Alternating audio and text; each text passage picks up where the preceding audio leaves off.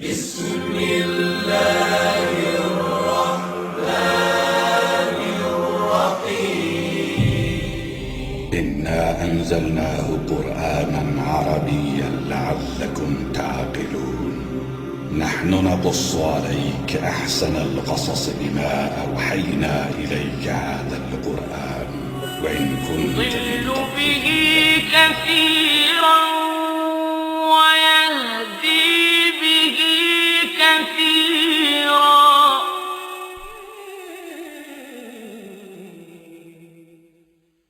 صلوا عليه وآله صلوا عليه وآله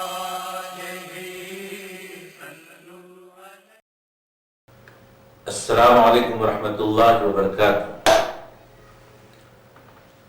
تمام تعریف اس ذات اقدس کے لیے سزاوار ہے جس نے جمیع کائنات عوالم کو ان کی استعداد و قابلیت کے مطابق ظلمت عدم سے نور وجود میں لا کر اپنے کمالات اسمائی و صفاتی کے علم و شہود سے بہرمند کیا۔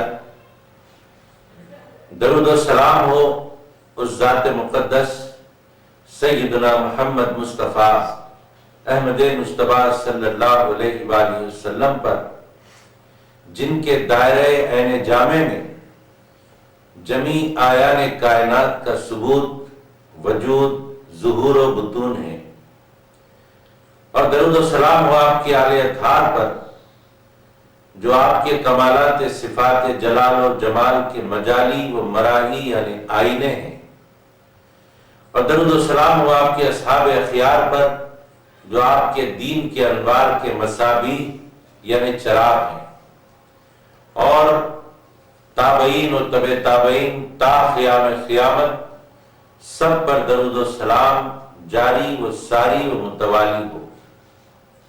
بعد حمد و صلات کے نشا اسلامک دیکھنے والے ناظرین، السلام علیکم ورحمۃ اللہ وبرکاتہ۔ اللہ تبارک و تعالیٰ کا فضل و کرم ہے کہ ہم نشا اسلامک کے ذریعے بتائے جانے والے، پیش کیے جانے والے پروگرام یضل بہ کثیرا ویہدی بہ کثیرا دیکھتے ہیں، اور اس کے ذریعے قرآن پاک کے معنی و مطالب اور اس کے اسرار و رموز اور اللہ اور اس کے رسول کے احکام سے باخبر ہوتے ہیں اور سننے سنانے کی سعادتیں حاصل کرتے ہیں۔ اللہ رب العزت سے دعا ہے کہ جو کچھ سنا جا رہا ہے، سنایا جا رہا ہے، سننے والوں کو، سنانے والے کو، سب کو عمل کی توفیق عطا فرمائے۔ آپ حضرات جانتے ہیں کہ یہ سلسلے وار رکوعات قرآن پاک کے بیان کیے جا رہے ہیں۔ آج انشاءاللہ تعالیٰ آپ کے سامنے قرآن پاک پارہ نمبر 1 رکوع نمبر 7 کو پڑھنے اور اس کے ترجمے اور تفسیر کو سنانے کی سعادت حاصل کی جائے گی۔ الحمدللہ سورہ بقرہ کا سلسلہ جاری ہے۔ آئیے رکوع نمبر 7 کو پڑھنے کی سعادت حاصل کرتے ہیں۔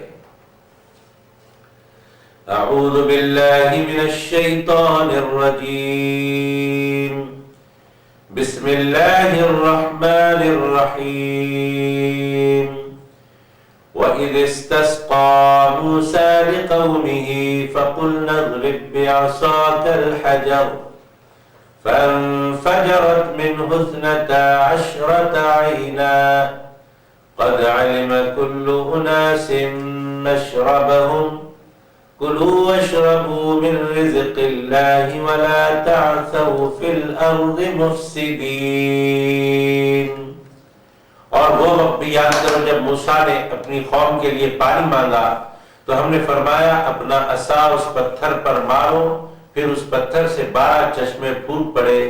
واقعتاً ہر گروہ نے اپنا اپنا گھاٹ پہچان لیا۔ ہم نے فرمایا اللہ کے عطا کردہ رزق میں سے کھاؤ اور پیو، لیکن زمین میں فساد انگیزی نہ کرتے پھرو۔ محترم ناظرین، پارہ نمبر 1 کے رکوع نمبر 7 کی یہ پہلی آیت میں نے آپ کے سامنے سنانے کی سعادت حاصل کی، جس کا ترجمہ بھی آپ نے سنا۔ اس آیت میں اللہ تبارک و تعالی بنی اسرائیل کو اپنے اور ایک انعام و احسان یاد دلا کر ہدایت کی طرف بلا رہا ہے، اتباع مصطفیٰ صلی اللہ علیہ وآلہ وسلم کی طرف بلا رہا ہے۔ جہاں دیگر احسانات اللہ نے یاد دلائے، دیگر انعامات اللہ رب العزت نے یاد دلائے، وہیں یہ احسان بھی یاد دلا رہا ہے بنی اسرائیل کو کہ اے بنی اسرائیل وہ وقت بھی یاد کرو جب کہ قحط پڑا تھا، پینے کو پانی نہیں تھا، تو پھر قوم موسیٰ نے حضرت موسیٰ علیہ السلام سے پانی مانگا تھا۔ یہ مخلوق کا طریقہ کار رہا کہ جب کبھی قحط پڑتا تو وہ وقت کے پیغمبر سے رجوع ہوا کرتے۔ ہمارے سرکار علیہ السلام کے دور ظاہری میں بھی صحابہ کرام رضوان اللہ علیہم اجمعین جب کبھی قحط پڑتا، بارش نہیں ہوتی، تو سرور کون و مکان صلی اللہ علیہ وآلہ وسلم کی بارگاہ میں حاضر ہوتے اور حاضر ہو کر بارش کے لیے معروضہ رکھتے۔ یہ قحط کے زمانے میں بارش کے لیے معروضہ رکھنا، یہ اللہ رب العزت کی بارگاہ میں معروضہ ہونا چاہیے، لیکن ہر دور کے قحط زدہ علاقے کے رہنے والے یہ بخوبی جانتے تھے کہ یقیناً بارش برسانے والا اللہ ہے، لیکن اللہ رب العزت بارش برساتا ضرور ہے، لیکن اس کی بارگاہ میں بارش کے برسنے کے لیے دعا ہونی چاہیے، اور وہ دعا وسیلے سے ہونا چاہیے۔ اس لیے ہر دور میں اللہ کے خاص بندوں کو وسیلہ بنایا گیا۔ محترم ناظرین، کئی واقعات اس ضمن میں پیش کیے جا سکتے ہیں۔ اس وقت کی بات عرض کرتا ہوں جب ہمارے آقا علیہ السلام کی عمر شریف 12 سال کی تھی اور مکہ معظمہ میں قحط پڑا تھا، بارش نہیں ہو رہی تھی۔ ایسے وقت میں اہل مکہ جناب ابو طالب کے پاس آئے، کیونکہ وہ مکے کے بڑے رئیس تھے اور بڑے معروف تھے۔ ان سے دعا کروانے کے لیے اہل مکہ جناب ابو طالب کے پاس آئے، اور آنے کے بعد کہا کہ بارش نہیں ہو رہی ہے، بارش کے لیے آپ دعا کریں، خانہ کعبہ چل کر صحن کعبہ میں کھڑے ہو کر دعا کریں۔ بہت سارے لوگ جمع تھے۔ جناب ابو طالب نے سرکار دو عالم صلی اللہ علیہ وآلہ وسلم کو، جبکہ ابھی آقا کی عمر شریف 12 سال کی تھی، لے گئے اور صحن کعبہ میں لے گئے اور کعبۃ اللہ کے پاس کھڑے ہو گئے۔ اس وقت ہمارے آقا علیہ السلام کعبے سے لگ کر کھڑے ہوئے تھے، اور سارے اہل مکہ کی نظر جو دعا کروانے کے لیے آئی تھی، وہ سب کی نظریں ابو طالب پر لگی ہوئی تھی کہ ابو طالب دعا کریں تاکہ بارش نازل ہو۔ ایسے وقت میں بڑا پرکیف منظر تھا، سارے اہل مکہ کی نظر ابو طالب کے چہرے پر، اور ابو طالب کی نظر الحمدللہ ہمارے آقا کے چہرے پر لگی ہوئی تھی۔ سب ابو طالب کو دیکھ رہے تھے، اور ابو طالب امیدیں لگائے ہمارے سرکار کے چہرے کو تک رہے تھے، اور سارے لوگوں کا کہنا تھا اے ابو طالب آپ دعا کیجئے، اور جناب ابو طالب نے ہمارے آقا کی خدمت میں معروضہ رکھا کہ اے محمد صلی اللہ علیہ وآلہ وسلم آپ دعا کیجئے تاکہ بارش ہو۔ تاریخ اسلام میں یہ واقعہ بڑی اہمیت سے لکھا گیا اور سنہری حرفوں میں لکھنے کے لائق ہے کہ جب ابو طالب نے معروضہ رکھا تو سرکار دو عالم صلی اللہ علیہ وآلہ وسلم اپنے ننھی ننھی انگلی اٹھاتے ہیں، اپنی معصوم انگلی اٹھاتے ہیں آسمان کی طرف، اور ایسے وقت میں اٹھاتے ہیں جبکہ آسمان پر نہ کوئی بادل ہے، دور دور تک نہ کوئی بارش کے آثار ہیں۔ سرکار علیہ الصلوۃ والسلام نے نہ دعا کی، نہ گڑ گڑایا بارگاہ رب العزت میں، اور نہ ہی سجدہ ریز ہوئے، بلکہ لکھا ہے کتابوں میں سرکار علیہ الصلوۃ والسلام نے اپنی انگلی کا اشارہ کیا، اور جو ہی اشارہ کیا چاروں طرف سے بادل آئے اور مکے کی سرزمین پر بہت بڑی، بہت موسلادھار بارش ہونے لگی۔ محترم ناظرین، یہ قابل غور ہے کہ آقا علیہ الصلوۃ والسلام کے وسیلے سے اللہ رب العزت نے بارش کو نازل فرمایا۔ یہ وسیلہ ہی تو ہے کہ اہل مکہ ابو طالب کا وسیلہ لینے آئے تھے، ان کے ذریعے، ان کے وسیلے اور ان کے ذریعے سے دعا کروانے آئے تھے، اور جناب ابو طالب نے ہمارے آقا علیہ الصلوۃ والسلام کا وسیلہ لیا اور ان کے ذریعے دعا کروائی۔ اللہ تبارک و تعالیٰ نے اسی آن میں بارش نازل فرما دی۔ ایسے بہت سے واقعات ہیں، اور ایک واقعہ ہے جب قحط پڑا تھا، اور یہ اس وقت کی بات ہے جب سرکار علیہ الصلوۃ والسلام نے اعلان نبوت کیا تھا، 40 سال کی عمر شریف کے بعد والی بات ہے۔ اس وقت بھی قحط پڑا تھا، اور اس وقت جب سارے لوگ سرکار علیہ الصلوۃ والسلام کی بارگاہ میں حاضر ہوئے تھے اور عرض کیا تھا، یا رسول اللہ صلی اللہ علیہ وآلہ وسلم، آپ دعا کیجئے تاکہ بارش نازل ہو۔ بارش کے نازل ہونے کے لیے جب آپ سے دعا کروائی گئی تو سرکار علیہ الصلوۃ والسلام ایسے وقت میں اللہ کی بارگاہ میں دعا کرتے ہیں۔ اس روایت کے راوی حضرت انس رضی اللہ تعالیٰ عنہ، جب دعا کی آقا نامدار صلی اللہ علیہ وآلہ وسلم نے، تو وہ جمعہ کا دن تھا۔ جمعہ کے دن سرکار دو عالم صلی اللہ علیہ وآلہ وسلم نے دعا کی، اے اللہ بارش نازل فرما۔ تو اللہ کے کرم سے سرور کون و مکان صلی اللہ علیہ وآلہ وسلم کی برکت سے اللہ رب العزت نے بارش نازل فرمائی، اور ایسی زوردار بارش ہوئی کہ تمام سرزمین تر ہو گئی، اور یہ بارش کا سلسلہ 1-2 دن نہیں بلکہ پورا ہفتہ بھر یہ بارش ہوتی رہی۔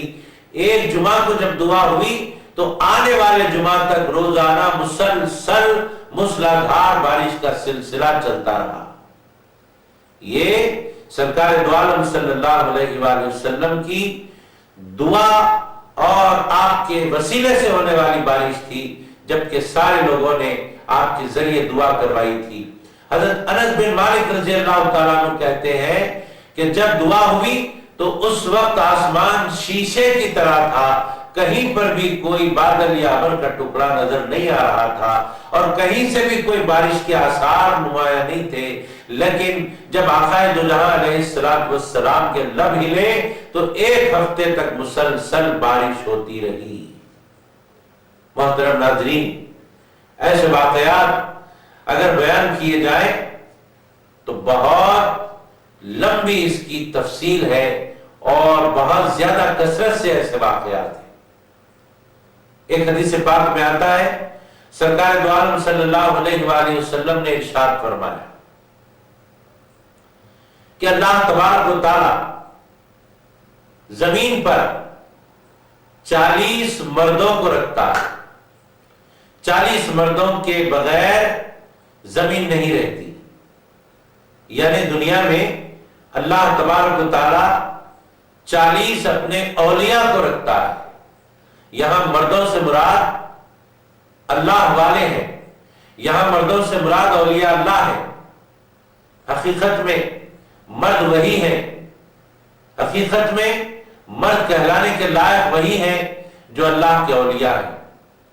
یعنی ان کی مردانگی یہ ہے کہ اللہ کی عبادت اور اللہ کی طرف لو لگانے سے انہیں کوئی چیز رکاوٹ بن نہیں سکتی، نہ ان کا مال رکاوٹ بنتا ہے، نہ ان کی اولاد رکاوٹ بنتی ہے، نہ ان کے کاروبار رکاوٹ بنتے ہیں، نہ ان کی تجارت رکاوٹ بنتی ہے، نہ دنیا کی محبت رکاوٹ بنتی ہے، وہ ساری رکاوٹوں کو دور کر دیتے ہیں جب اللہ سے اپنی لو لگاتے ہیں۔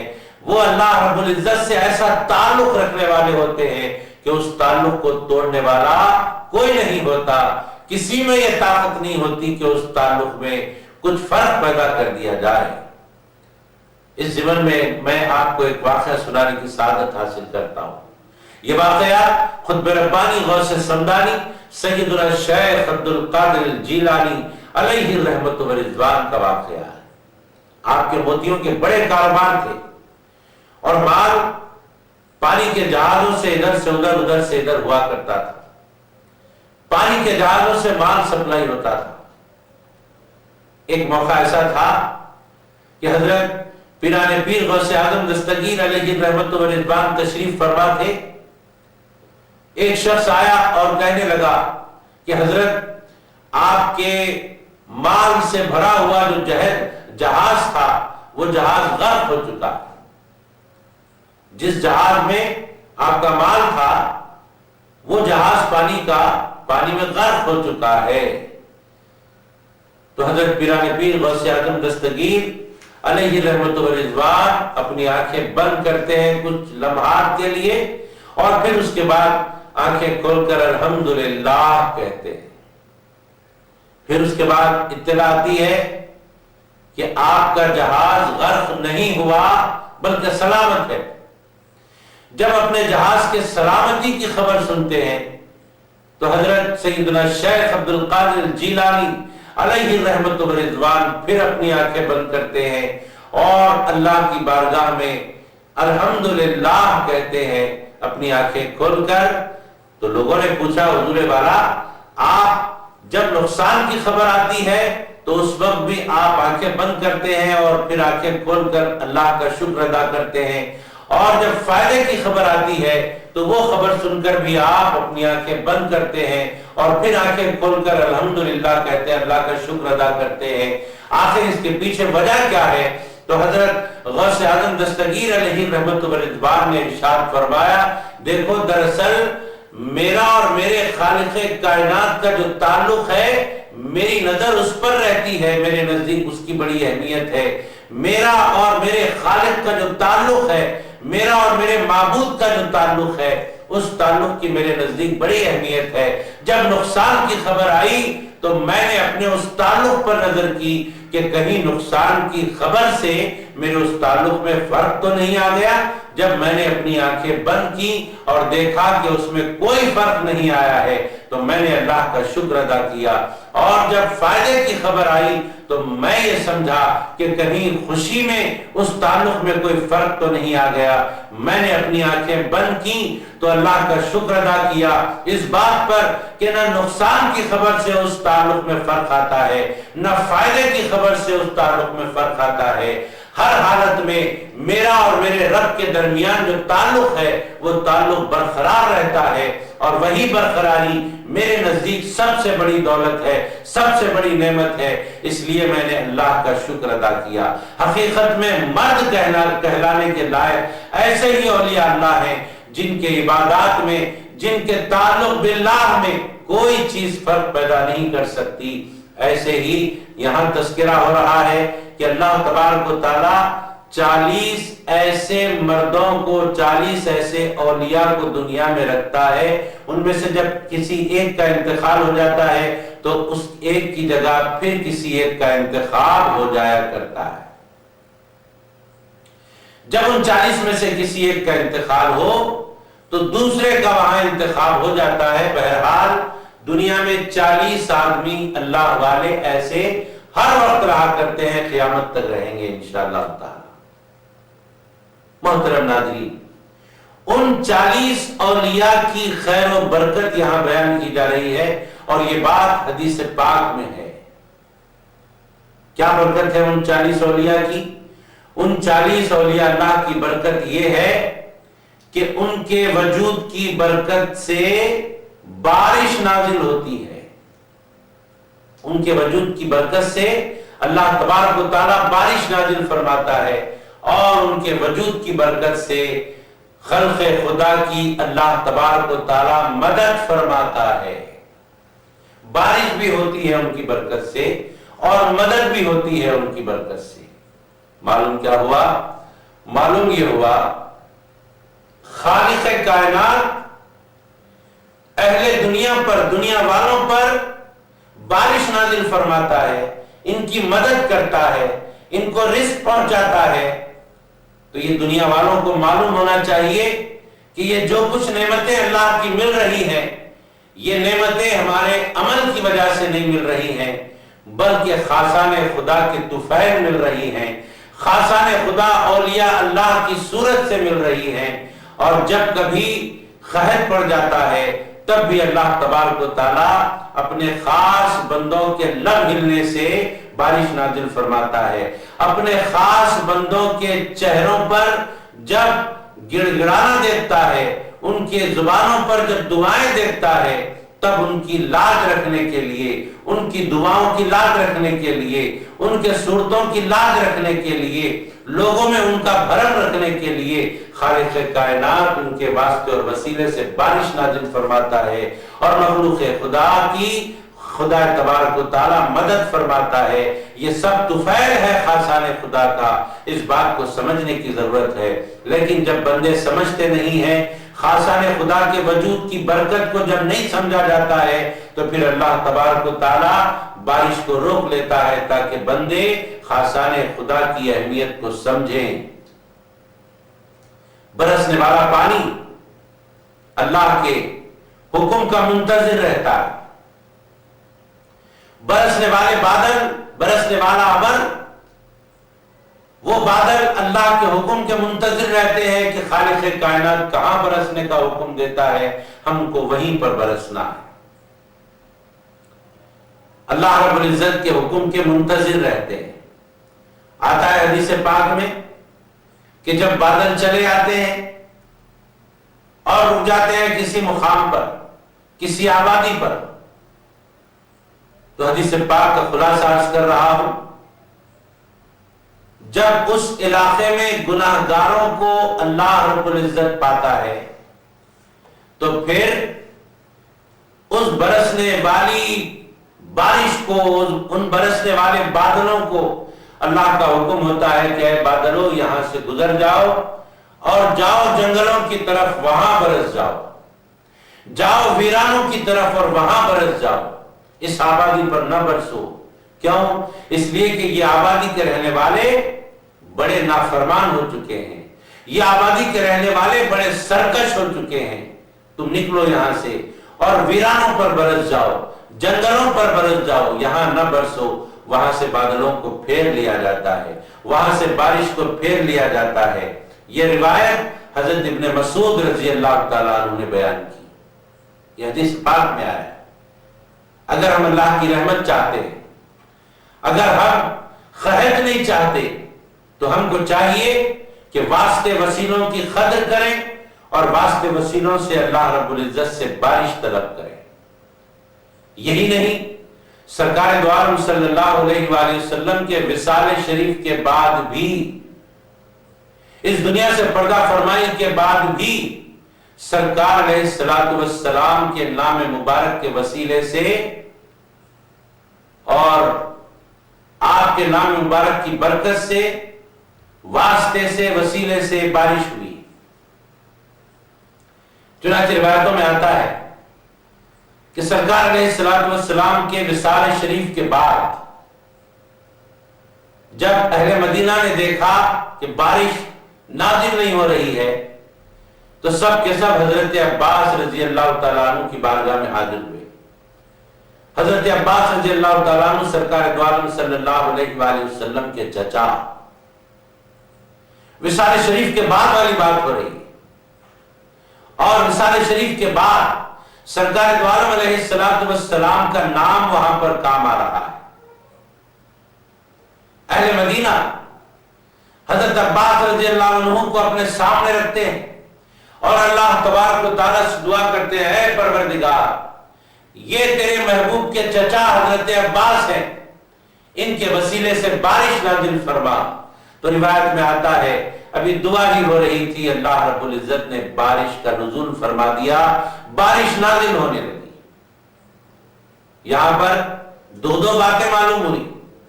ایک بات تو یہ معلوم ہوئی کہ حضرت عباس رضی اللہ تعالیٰ عنہ حضور کے خاندان کے فرد ہیں۔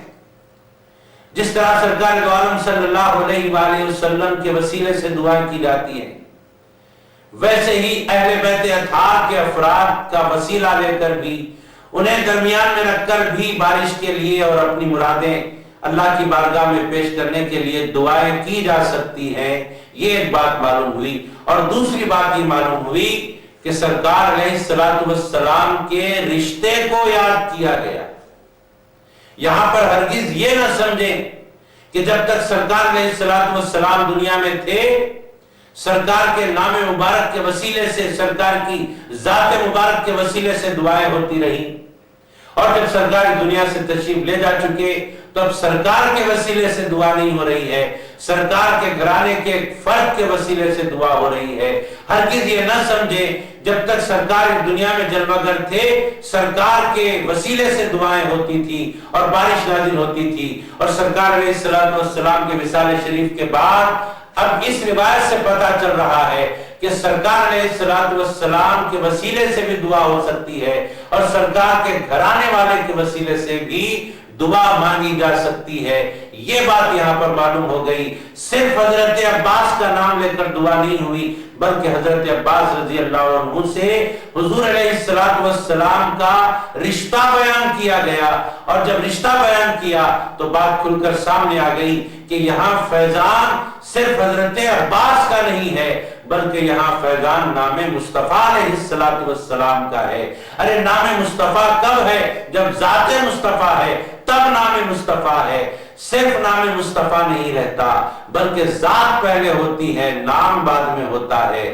محترم ناظرین، یہاں آپ کو ہم یہ بتانا چاہتے ہیں کہ سرکار کے وسیلے سے بھی دعائیں کی جا سکتی ہیں، آج بھی وصال شریف کے بعد بھی، اور سرکار علیہ السلام کے اہل بیت کرام کے وسیلے سے بھی دعائیں کی جا سکتی ہے۔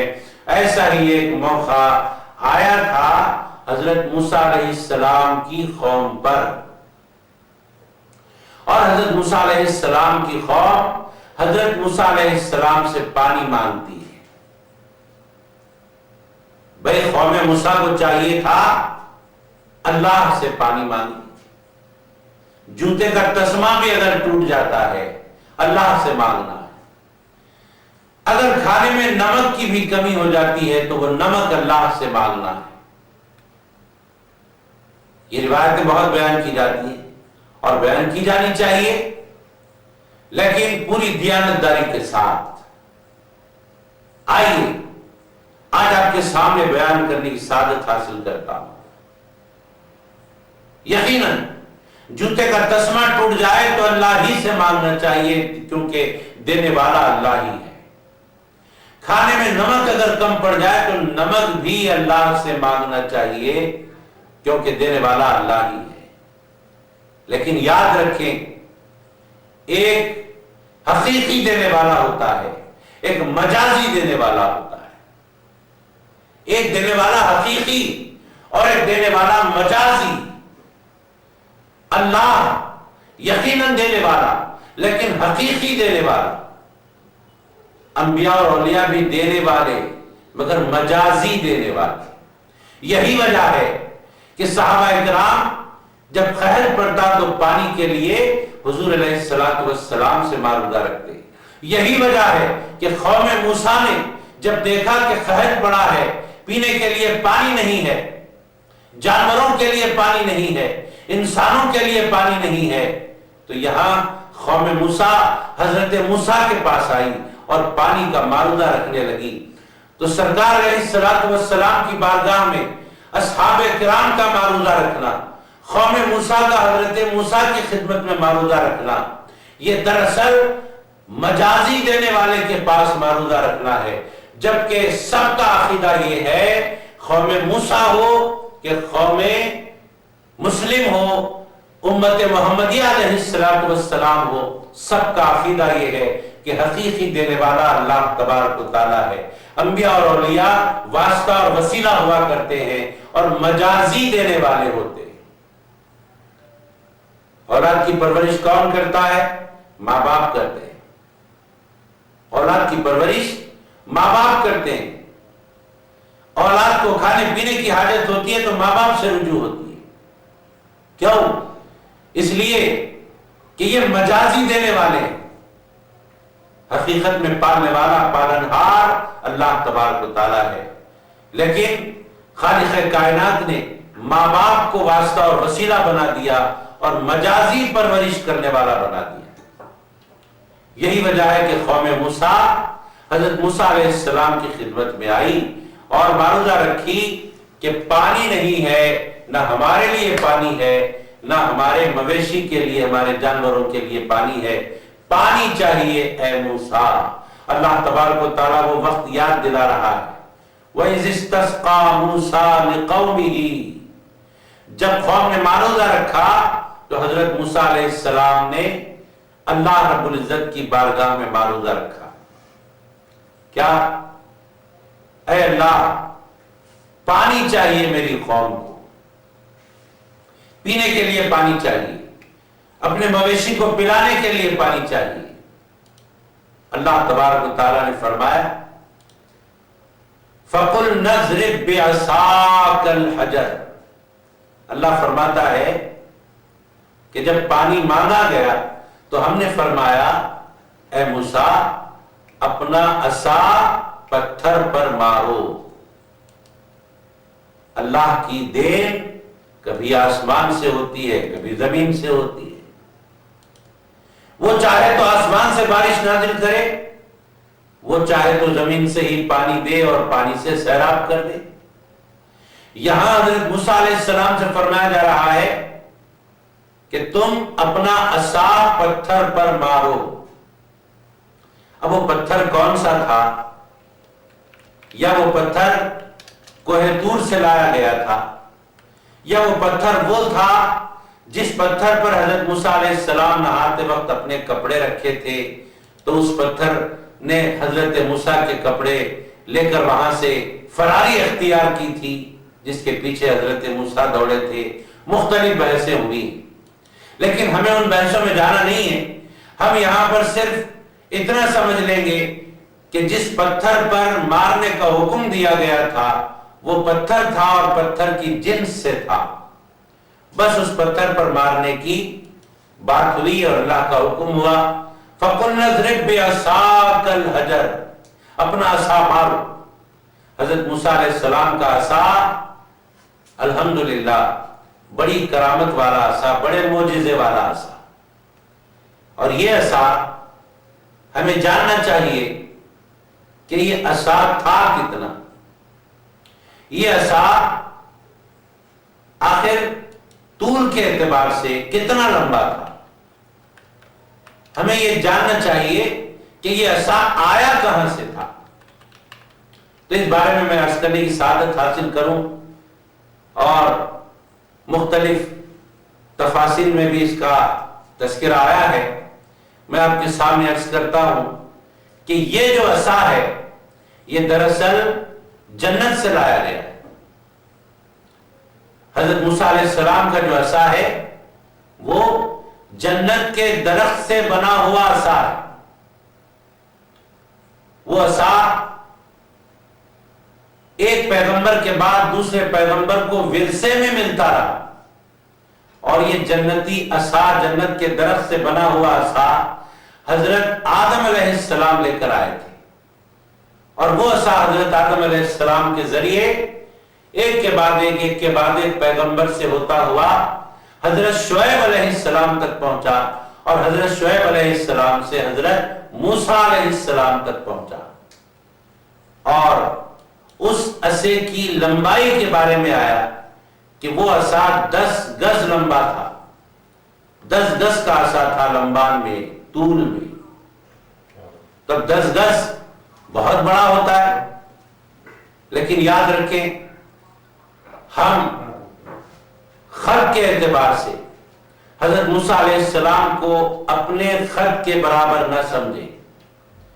پہلے والے لوگ بہت اونچے قد والے ہوا کرتے تھے. تب یہاں حضرت موسیٰ علیہ السلام کے عصا کے طول سے اندازہ لگتا ہے، حضرت موسیٰ علیہ السلام کے عصا کی لمبائی سے اندازہ لگتا ہے. جب 10 گز کا ان کا عصا تھا تو حضرت موسیٰ علیہ السلام کے خط کا کتنا یعنی طول تھا ہوگا، خط کتنا ان کا اونچا تھا ہوگا. 10 گز کے عصا سے پتہ چلتا ہے حضرت موسیٰ علیہ السلام کتنے لمبے تھے ہوں گے، کتنے اونچے تھے ہوں گے. 10 گز کا عصا، اور یہ عصا حضرت آدم علیہ السلام سے توارثاً ورثے میں ایک کے بعد ایک پیغمبر سے ہوتا ہوا حضرت موسیٰ تک پہنچا تھا، اور یہ جنتی درخت سے بنا ہوا عصا تھا. وہ عصا حضرت موسیٰ علیہ السلام نے حکم خدا کے مطابق پتھر پر مارا. جب پتھر پر حضرت موسیٰ علیہ السلام نے وہ عصا مارا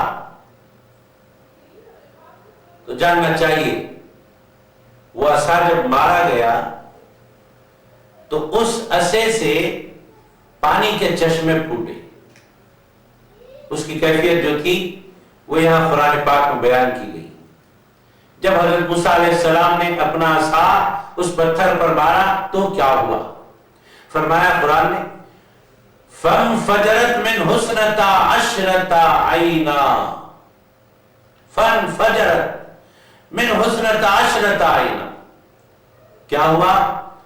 پھر اس پتھر سے 12 چشمے پھوٹ پڑے. 12 چشمے نکلے اس پتھر سے. 12 چشمے کیوں نکلے؟ 12 چشمے اس لیے نکلے کہ حضرت موسیٰ علیہ السلام کے ساتھ اس وقت جبکہ پانی کے لیے معاملہ کیا گیا تھا، اس وقت حضرت موسیٰ علیہ السلام کے ساتھ 12 قبیلوں کے لوگ تھے. اللہ تبارک و تعالیٰ نے اس پتھر سے 12 چشمے پھوڑ دیے. 12 چشمے نکلے اور ہر ایک چشمہ ایک قبیلے والوں نے لے لیا. یہ 12 چشمے نکلنے کی وجہ یہ تھی کہ ان قبائل میں ایک فطرت تھی کہ ہر قبیلہ دوسرے قبیلے پر خود کو فوقیت والا سمجھتا تھا. ان میں یہ کیفیت نہیں تھی کہ چلو ایک چشمہ نکلا، ہم 12 قبائل والے مل کر اس ایک چشمے سے سیراب ہو جائیں گے. یہ ملنساری، یہ اتحاد کا جذبہ ان کے اندر نہیں تھا، بلکہ وہ اپنی انفرادیت چاہتے تھے، وہ فوقیت چاہتے تھے خود کی. تو اللہ رب العزت نے ان کے مزاج کے مطابق حضرت موسیٰ علیہ السلام کی عصا مارنے پر 12 چشمے نکال دیے اور ہر ایک چشمہ ایک قبیلے نے لے لیا اور سب کے سب ان 12 چشموں سے فیض یاب ہو گئے. قرآن کہتا ہے قد علم کل اناس مشربہم. ہر گروہ نے اپنا اپنا گھاٹ، اپنا اپنا چشمہ پہچان لیا. پھر اللہ رب العزت فرماتا ہے، ہم نے کہا کلوا واشربوا من رزق اللہ ولا تعثوا فی الارض مفسدین.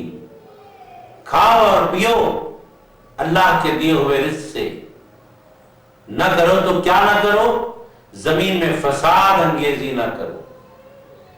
خالق کائنات نے یہ معجزہ حضرت موسیٰ علیہ السلام کو دیا کہ جب مارتے ہیں پتھر پر عصا تو 12 چشمے نکل جاتے ہیں اور 12 قبیلے سیراب ہو جاتے ہیں، فیض یاب ہو جاتے ہیں.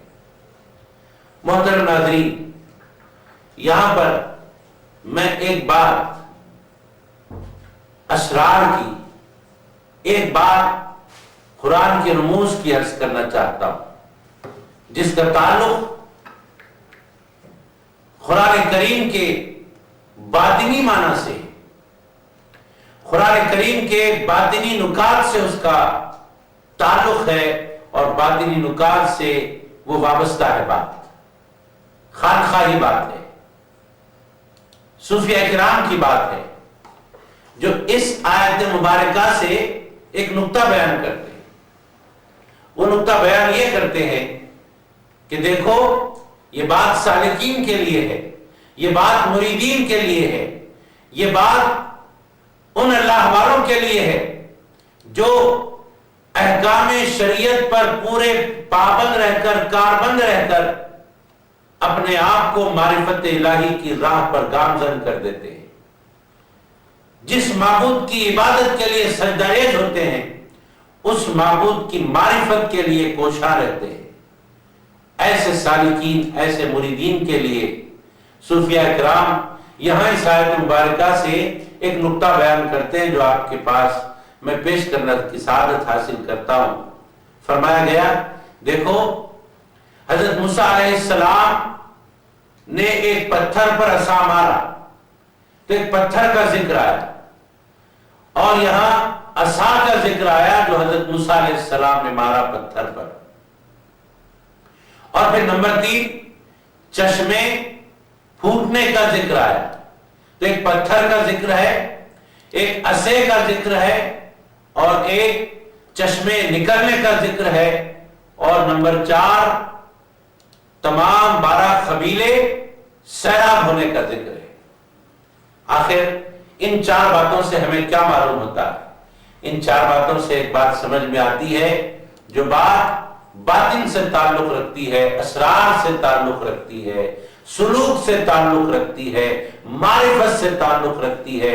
صوفیاء کرام فرماتے ہیں کہ دیکھو وہ پتھر مثل خلق کے ہے، وہ پتھر مثل خلق یعنی بمنزل خلق کے ہے وہ پتھر۔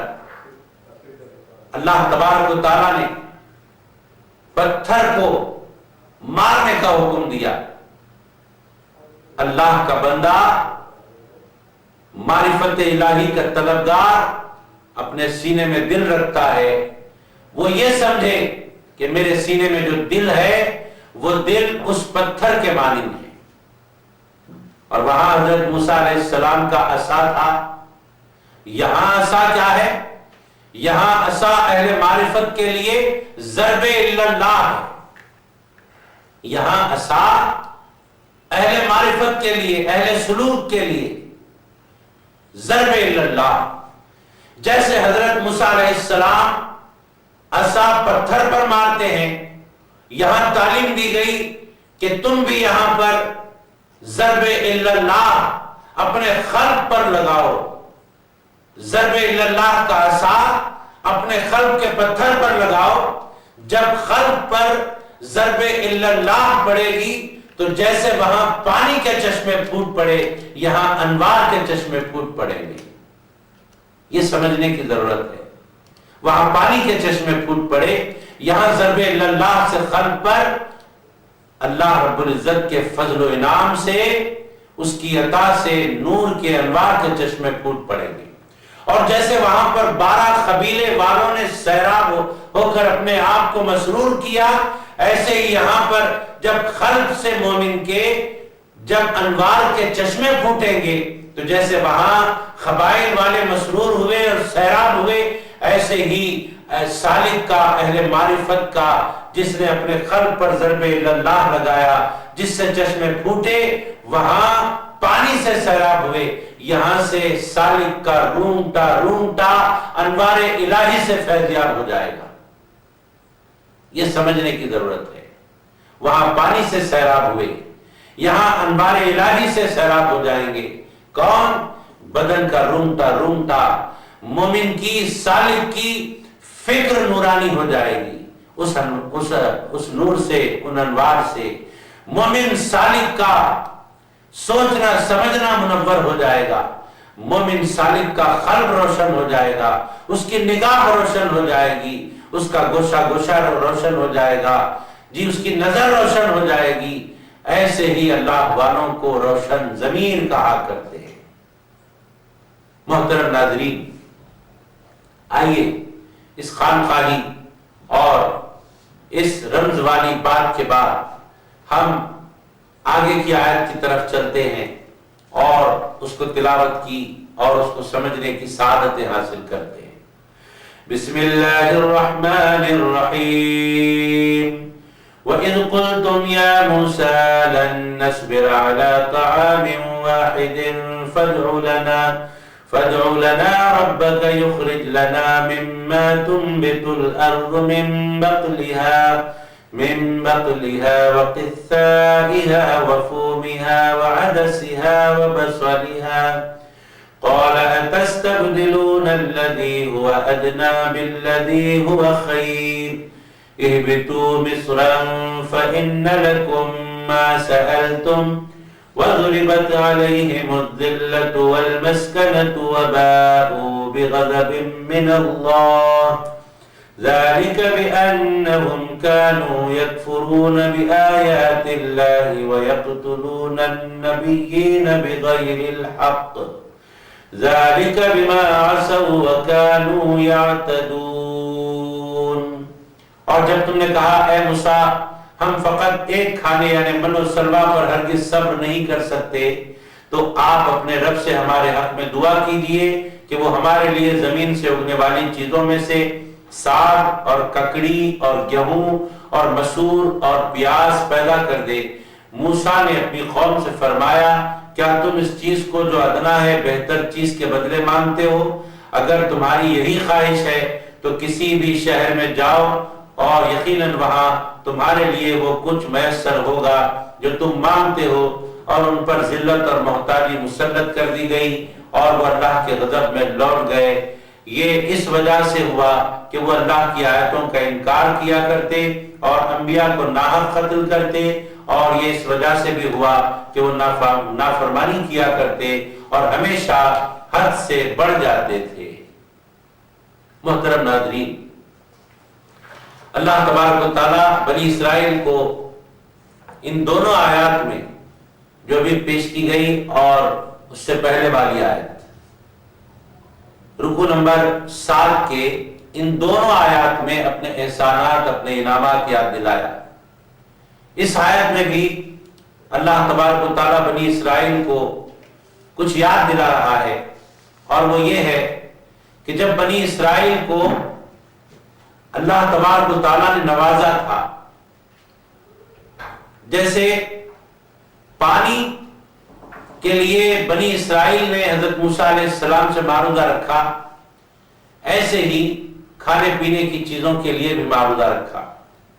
اور حضرت موسیٰ علیہ السلام کی برکت سے اللہ تبارک و تعالیٰ ان کے کھانے پینے کا انتظام یوں فرمایا تھا کہ آسمان سے من و سلوہ برسا کرتا تھا، آیا کرتا تھا. من کیا ہے، سلوہ کیا ہے، اس کے بارے میں عرض کر دوں کہ من ایک ترنجبین کی طرح اللہ تبارک و تعالیٰ کی نازل کی ہوئی شے ہوا کرتی تھی جو مزے میں میٹھی ہوا کرتی تھی.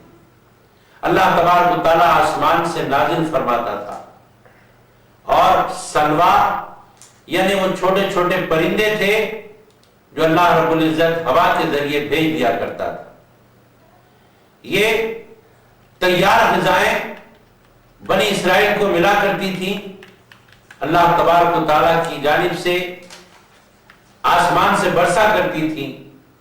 وہ جب کھایا کرتے تھے تو وہ کھا کر بیزاری کا اظہار کیے اور حضرت موسیٰ علیہ السلام کی بارگاہ میں عرض کرنے لگے کہ اے موسیٰ، ہم ایک ہی قسم کے کھانے پر اکتا گئے ہیں، ہم صبر نہیں کر پا رہے ہیں، ہرگز صبر نہیں کر سکتے. لن نصبرا، ہرگز ہم کو صبر نہیں آ رہا. تاکید کے ساتھ علی طعام واحد، ایک ہی قسم کے کھانے پر ہمیں صبر نہیں آ رہا ہے. کیا کیجئے؟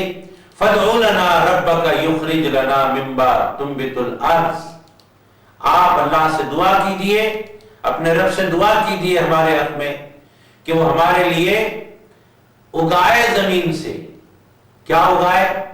من بقلها وقثائها وفومها وعدسها وبصلها، یہ چیزیں زمین سے اگائے.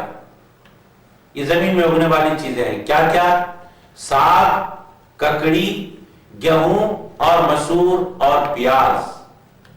حضرت موسیٰ علیہ السلام نے فرمایا کہ دیکھو تم جو چیز مانگ رہے ہو وہ چیز ادنا ہے اس چیز کے مقابلے میں جو چیز اللہ تبارک و تعالیٰ تمہیں دے رہا ہے.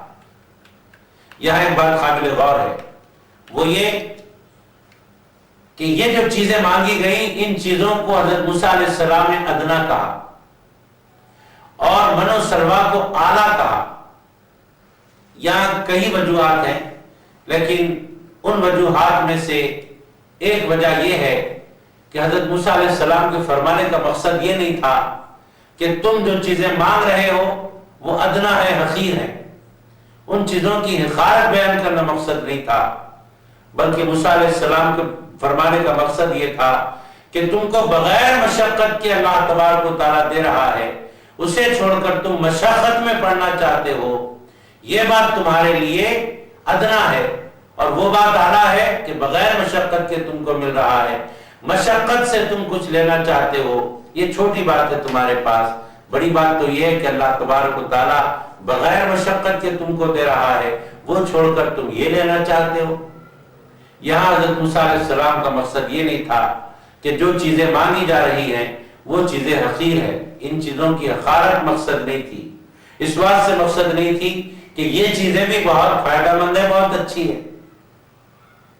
مثال کے طور پر یہاں مسور کی دال مانگی گئی، مسور، اور مسور کو حقیر نہیں کہہ سکتے، اس لیے کہ حدیث پاک میں آیا، سرکار دو عالم صلی اللہ علیہ وآلہ وسلم نے ارشاد فرمایا کہ مسور کی دال کو لازم پکڑو، مسور کی دال کھایا کرو، لازماً کھایا کرو. کیوں؟ اس لیے کہ مسور کی دال مبارک بھی ہے، مقدس بھی ہے. اللہ کے نبی صلی اللہ علیہ وآلہ وسلم نے مسور کی دال کی افادیت بیان فرمائی اور ارشاد فرمایا کہ وہ مبارک بھی ہے، مقدس بھی ہے.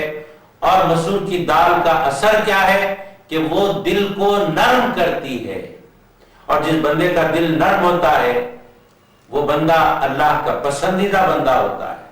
سخت ترین دل والے اللہ کو پسند نہیں، اللہ کو وہ بندے پسند جو رقیق القلب ہوتے ہیں، جو نرم دل والے رہتے ہیں. اور سرکار دو عالم صلی اللہ علیہ وآلہ وسلم نے فرمایا کہ مسور کی دال کھانے والے کا دل نرم ہوتا ہے کیونکہ اس کے اندر دل کو رقیق کرنے کا اثر ہے. اس لیے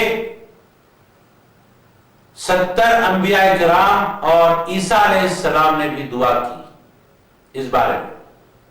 محترم ناظرین، ہم کو چاہیے کہ ہم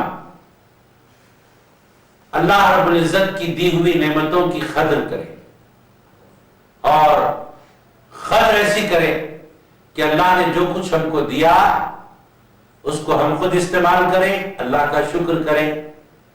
قولی شکر یہ ہے کہ زبان سے کہیں اے اللہ تیرا بڑا شکر ہے کہ تو نے ہمیں یہ نعمت دی.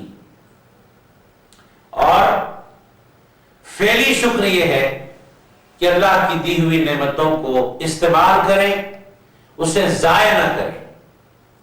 اس موقع پر ایک واقعہ یاد آتا ہے، عرض کرتا ہوا آگے بڑھوں. کسی ایک پیغمبر کا دور تھا، اس پیغمبر سے اللہ تبارک و تعالیٰ نے فرمایا کہ اے پیغمبر، تمہارے دور میں ایک جوڑا ہے میاں بیوی کا، میں چاہتا ہوں کہ ان کی آدھی زندگی خوشحالی کی بناؤں اور آدھی زندگی پریشانی اور تنگدستی کی بناؤں. جا کر تم ان دونوں سے کہہ دو کہ وہ پہلے کا حصہ کیسا چاہتے ہیں. پہلا حصہ اگر تندرستی کا چاہتے ہیں تو بعد والا حصہ ان کا خوشحالی کا میں بنا دیتا ہوں.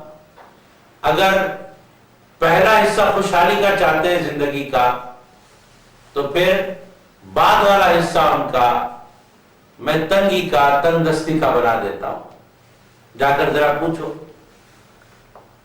تو پیغمبر وقت نے ان سے پوچھا تو ان لوگوں نے کہا ٹھیک ہے، آپ اللہ رب العزت سے ہمارا یہ معروضہ رکھیے کہ ہمارا پہلے والا جو حصہ ہے وہ خوشحالی کا ہو جائے۔ یہ بات اس آدمی نے اپنی گھر والی سے، اپنی زوجہ، اپنی بیوی سے مشورہ کر کے پیغمبر وقت سے سنا دیا، کیونکہ اس شخص کی بیوی نے مشورہ دیا تھا کہ جا کر ان سے کہہ دو پیغمبر سے کہ پہلا حصہ ہمارا خوشحالی کا ہو۔ جا کر کہا تو اللہ رب العزت سے اس پیغمبر نے عرض کر دیا کہ پہلا حصہ خوشحالی کا مانتے ہیں۔ جب پہلا حصہ خوشحالی کا گزر گیا اور تنگدستی کا دور شروع ہو گیا، دوسرا حصہ، پیغمبر وقت کو معلوم تھا کہ آدھا حصہ کب ختم ہوتا ہے اور دوسرا آدھا حصہ کب شروع ہوتا ہے۔ پیغمبر وقت نے دیکھا کہ ان کی زندگی کا دوسرا حصہ بھی شروع ہو چکا ہے، مگر ان پر تنگدستی نہیں آئی، وہ بدستور خوشحال زندگی گزار رہے، تنگدست نہیں ہو رہے، پریشان حال نہیں ہو رہے۔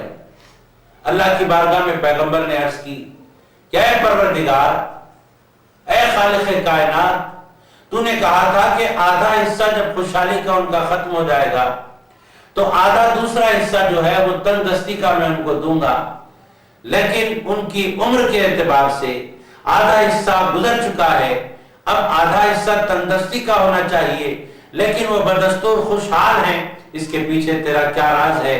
تو اللہ تبارک و تعالیٰ نے فرمایا اے پیغمبر وقت، راز کی بات یہ ہے کہ جب میں نے خوشحالی کا ان کو جب حصہ میں نے دیا تو وہ آدھی زندگی خوشحالی کی گزارتے ہوئے ان لوگوں نے ایک کمال یہ کر دیا کہ خود بھی کھائے اور غریبوں کو بھی کھلاتے رہے، خود بھی پہنے اور غریبوں کو بھی پہناتے رہے، خود بھی آرام و آسائش سے رہے اور غریبوں کے بھی رہنے کے لیے سہارے کا انتظام کیے۔ جب یہ خوشحالی کے دور میں اپنے ساتھ اپنے رہنے والے ہم زمانہ لوگوں کا خیال کیے، غریبوں کا خیال کیے، تو غریبوں کا خیال اور پاس رکھنے کی وجہ سے میں نے ان کے دوسرے حصے کو بھی خوشحالی کا حصہ بنا دیا۔ تنگدستی ان کے نصیب میں نے نہیں رکھی، غربا و مساکین کا خیال کرنے پر ان کے دوسرے حصے کو بھی میں نے خوشحالی کا حصہ بنا دیا۔ یہاں کیا بات ہے؟ یہاں اللہ کے کرم کی وجہ یہ ہے کہ وہ میاں بیوی نے اللہ کی دی ہوئی خوشحالی کی نعمت کا ایسا فائدہ اٹھایا کہ وہ قولی اعتبار سے بھی اللہ کے شکر گزار رہے اور فعلی اعتبار سے بھی اللہ کے شکر گزار رہے۔ قولی اعتبار سے شکر گزار اس طرح کہ زبان سے شکر ادا کرتے رہے، فعلی اعتبار سے شکر گزار اس طرح کہ اللہ کے دیے ہوئے مال کو اللہ کی مخلوق پر خرچ کرنے لگے۔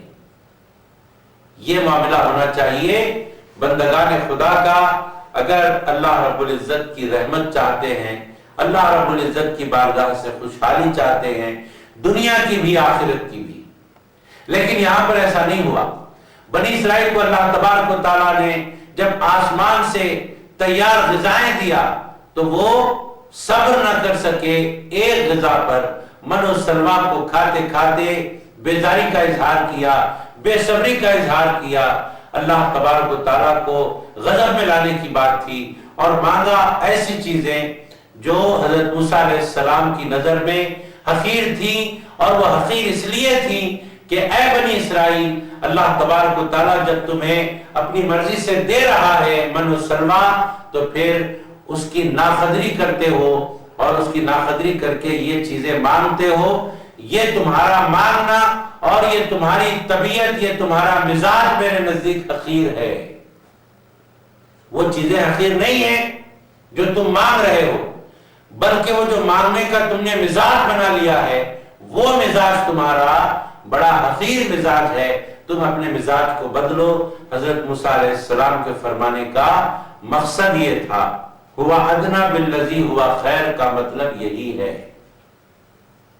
ورنہ یہ جو چیزیں مانگی گئی ہیں یہ چیزیں بھی باعث افادیت ہے، باعث فائدہ ہے۔ آئیے ہم اسی آیت مبارکہ کے آگے کے حصے کو سمجھنے کی کوشش کریں گے۔ اللہ تبارک و تعالیٰ آگے ارشاد فرماتا ہے کہ اگر انہیں چاہیے یہ ساری چیزیں تو اے موسیٰ کہہ دو کہ بستی کی طرف جائیں، آبادی کی طرف جائیں۔ جب وہ آبادی کی طرف جائیں گے تو پھر ان کو یہ ساری چیزیں جو وہ مطالبہ کر رہے ہیں وہ سب چیزیں ان کو مل جائیں گی۔ اللہ رب العزت کو انہوں نے غضب میں لایا اور اللہ کے غضب سے وہ تباہ ہوئے۔ غضب کیوں آیا اللہ کا؟ اللہ تبارک و تعالیٰ کا غضب اس لیے آیا، اس کے وجوہات بیان کیے گئے ہیں۔ وَبَاءُوا بِغَضَبٍ مِّنَ اللَّهِ، اور وہ اللہ کے غضب میں لوٹ گئے۔ کیوں؟ اس کی وجوہات بیان کی جا رہی ہیں۔ وجوہات کیوں بیان کی جاتی ہیں؟ وجوہات اس لیے بیان کی جاتی ہیں کہ ان کا ذکر پڑھنے اور سننے والے ان وجوہات کا شکار نہ ہو جن وجوہات کا شکار ہو کہ بنی اسرائیل اللہ کے غضب کو دعوت دے بیٹھے۔ یہ خبردار کرنے کے لیے وجوہات بیان کی جاتی ہیں۔ یہاں پر وجوہات بیان کیے جا رہے ہیں اللہ کے غضب میں آنے کی۔ فرمایا گیا ذالک بانہم کانوا یکفرون بآیات اللہ، اللہ کے غضب میں آنے کی وجہ کیا ہے کہ اللہ کے آیات کا وہ انکار کرنے والے تھے۔ یکفرون بآیات اللہ، اللہ کے آیات کا انکار کرنے والے تھے۔ اور دوسری وجہ اللہ کو غضب میں لانے کی، اللہ کو غضب میں لانے کی دوسری وجہ یہ ہے وَيَقْتُلُونَ النَّبِيِّينَ بِغَيْرِ الْحَقِّ، یعنی وہ انبیاء کو ناحق قتل کرتے تھے۔ بنی اسرائیل کے انبیاء کو ناحق قتل کیا انہوں نے۔ کون؟ بنی اسرائیل نے انبیاء کا ناحق قتل کیا۔ اور قتل کی کیفیت یہ کہ روایات میں آتا ہے، ایک روایت کے مطابق ایک ہی دن میں 70 انبیاء کو انہوں نے شہید کر دیا۔ ایک دن میں 70 انبیاء کی شہادت ہو گئی۔ ایسے وہ انبیاء کا قتل کیا کرتے تھے بغیر الحق، کوئی وجہ نہیں تھی۔ تفاسیر میں اس کی تفصیل یوں آتی ہے کہ ان پیغمبروں کا قتل ہوا جن پیغمبروں کو جہاد کا حکم نہیں تھا، اور ان پیغمبروں میں سے کسی پیغمبر کا قتل نہیں ہوا، یہ بات تحقیقی ہے، ان پیغمبروں میں سے کسی پیغمبر کا قتل نہیں ہوا جن پیغمبروں کو اللہ تبارک و تعالیٰ نے جہاد کا حکم دیا۔ وہ پیغمبر جنہیں جہاد کا حکم نہیں دیا گیا تھا، وہ پیغمبر جو شہید کر دیے گئے، انہی پیغمبروں میں حضرت شعیب علیہ السلام، حضرت زکریا علیہ السلام اور حضرت یحییٰ علیہ السلام کا نام مبارک آتا ہے۔ یہ پیغمبروں کے نام انہی شہداء پیغمبروں میں آتے ہیں جن کا ناحق قتل کر دیا گیا۔ اور کیا وجہ ہے؟ جی کانوا یکفرون بآیات اللہ، یہ ایک وجہ اللہ کے غضب میں آنے کی۔ دوسرے وَيَقْتُلُونَ النَّبِيِّينَ بِغَيْرِ الْحَقِّ، یہ ایک وجہ۔ اور ایک وجہ کیا ہے؟ اور ایک وجہ یہ ہے کہ یہ حد سے تجاوز کر جانے والے۔ اللہ تبارک و تعالیٰ نے عقائد میں، اعمال میں جو حدیں مقرر فرمائی ہیں، بنی اسرائیل ان حدوں کو تجاوز کرنے والے تھے۔ ان کا یہ تجاوز کرنا اللہ رب العزت کو غضب میں لا لیا۔ ان کو تجاوز نہیں کرنا چاہیے تھا۔ حدوں کو انہوں نے تجاوز کیا کیا؟ تجاوز یہی کیا کہ اللہ تبارک و تعالیٰ آیات کا انکار نہ کرنے کے لیے کہا گیا تھا۔ اللہ تو یہ فرما رہا تھا کہ میری آیات کا اقرار کرو، لیکن انہوں نے انکار کیا، اللہ غضب میں آیا۔ ایسے ہی حد کو تجاوز کیا تو کس طریقے سے؟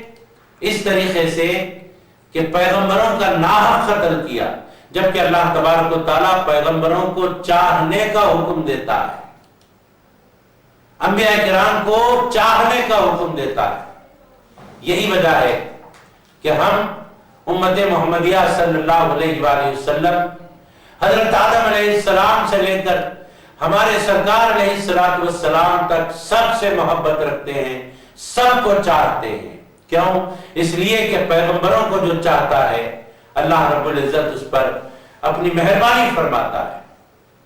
اور امت محمدیہ صلی اللہ علیہ وآلہ وسلم کا طریقہ کار یہ ہے چاہنے کا کہ بزرگان دین ارشاد فرماتے ہیں، علماء ربانیین ارشاد فرماتے ہیں کہ پیغمبروں کو چاہنے کا سچا اور پکا راستہ یہ ہے، صحیح طریقہ یہ ہے کہ پیغمبروں کے نائبین کو چاہو، یعنی اولیاء اللہ سے محبت و عقیدت رکھو، اولیاء اللہ سے دوستی رکھو، کیونکہ اولیاء اللہ سے دوستی رکھنا دراصل پیغمبروں سے دوستی رکھنا ہے۔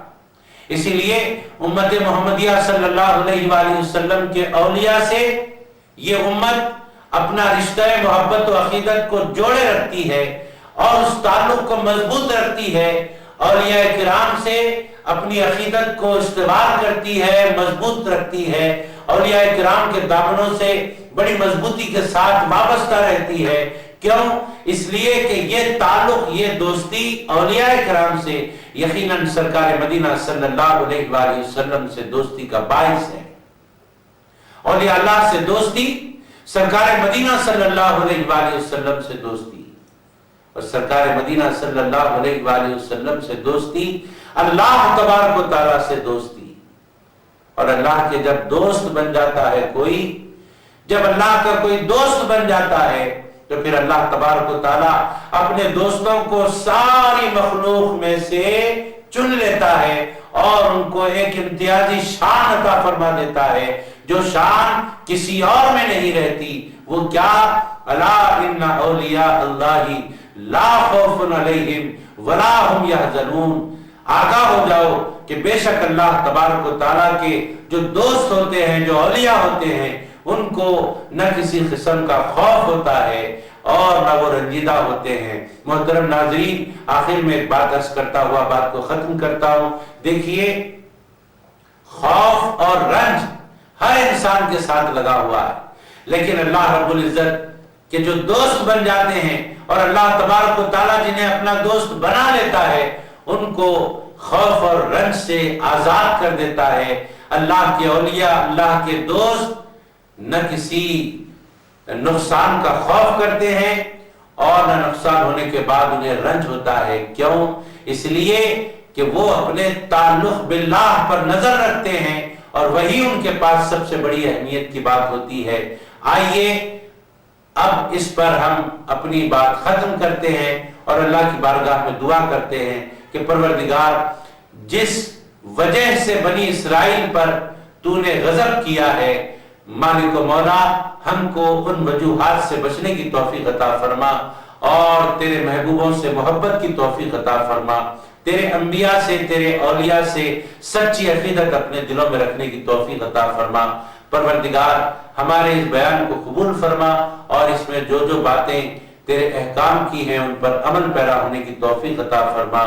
وصلی اللہ تعالی علی خیر خلقہ ونور عرشہ سیدنا محمد وآلہ واصحابہ اجمعین۔ ناظرین، آئیے میں آپ سے عرض کر دوں کہ آج پارہ نمبر 1 رکو نمبر 7 سننے سنانے کی ہم نے سعادت حاصل کی۔ انشاءاللہ تعالی آنے والے نشست میں رکو نمبر 8 سننے سنانے کی سعادت حاصل کریں گے۔ وآخر دعوانا ان الحمدللہ رب العالمین۔ وَإِذِ اسْتَسْقَىٰ مُوسَىٰ لِقَوْمِهِ